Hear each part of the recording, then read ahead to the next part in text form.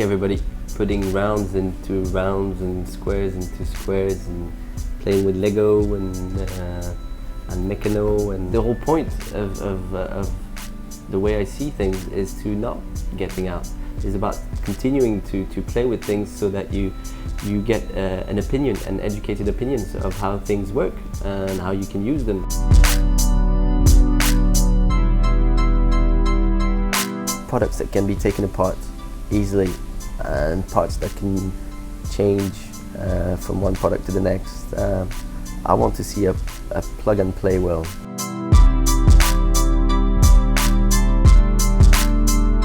I'm a big fan of science fiction because I think it gives you this outlook to the future, and it's a vision of how the future is to be. And my job as a designer is to think of the future. So a lot of trends and a lot of discoveries have come from looking at movies and engineers, inventors, designers thinking, wow, that was so cool, how can I make it happen? The Motorola engineer who designed the first mobile phone, his aim was admittedly to replicate the communicator from Star Trek.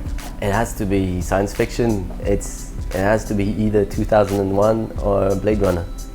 Blade Runner has got a darker vision to it, but it's a very plausible vision. So Blade Runner for plausibility, 2001 for out there ability.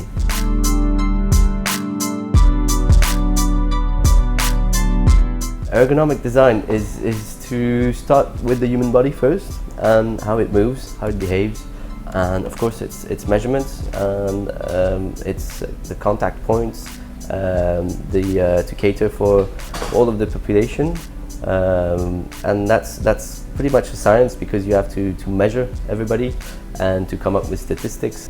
I particularly enjoy designing furniture because the scale of the furnitures are to the scale of the human body, and the relationship we build to those objects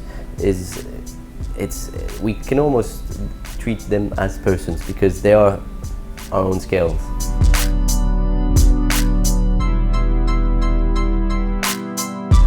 The chair I'm sitting on is the Ace chair, a chair I've designed for Interio.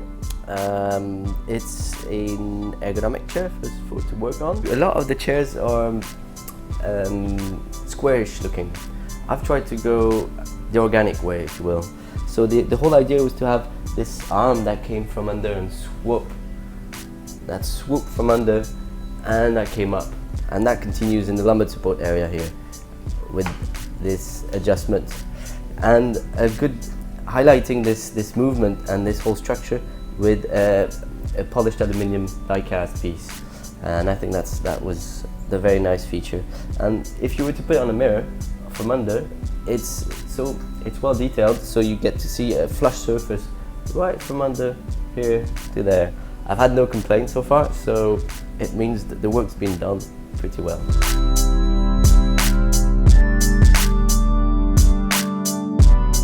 There's actually, I said that there'd be two. One of my personal heroes, who's Jean Prouvé, who's an engineer, designer, maker from the east of France, northeast of France. And also there'd be the La Chaise by Ray and Charles Eames, which is a sculpture, but it's a completely functional piece of furniture.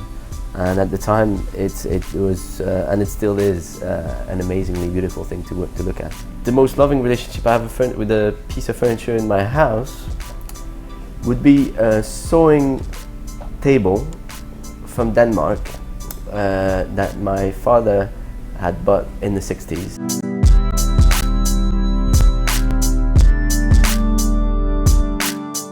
I can tell you the ones I find useless.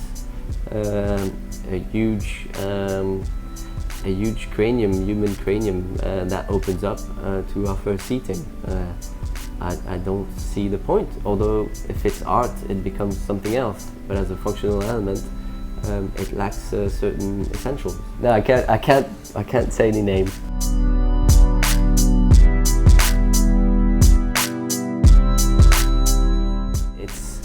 At a fair, I was watching how people reacted to something that I was showing, and I could see people were sort of curious of how the they stopped because the object had some sort of graphic element that made it stand out. And then they tried to see why that was, understand how it was made.